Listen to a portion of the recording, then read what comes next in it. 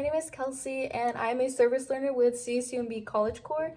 Today I'm going to be showing you how to make clay candle holders. So you're just going to need a pack of like air dry clay and then just little candles. So I just have 2 of them. So to start off, I took about half of the package of the clay and I'm just kneading it just so that it can be easier to work with. Once you're done kneading your clay, you can start by taking pieces of your clay and you're going to want to make 5 like little circles like these, and you're going to make 5 of them. Okay, so once you have them all smoothed out like this, you're going to place them on your table. So once you have all of them in a circle like this, you can take a spoon or like a popsicle stick and just start kind of like pushing the middles down so that they all connect with each other.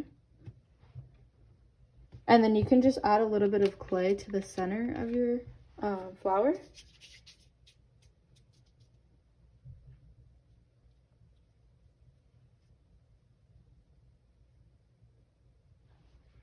Like this.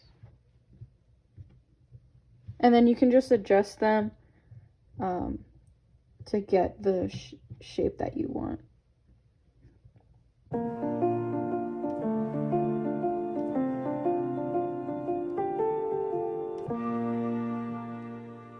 So once you have your shape all smoothed out the way that you want it, you can leave it to dry. I'm leaving mine to dry overnight, and then I'll show you the finished product.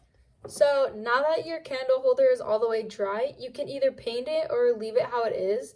So I'm just gonna leave mine just like this, and I just bought these little candles. I got them from Michael's, so you can buy these ones or the shorter ones, and you just place them in the center and you have like a little candle holder. So this is how mine turned out. So this is the finished product.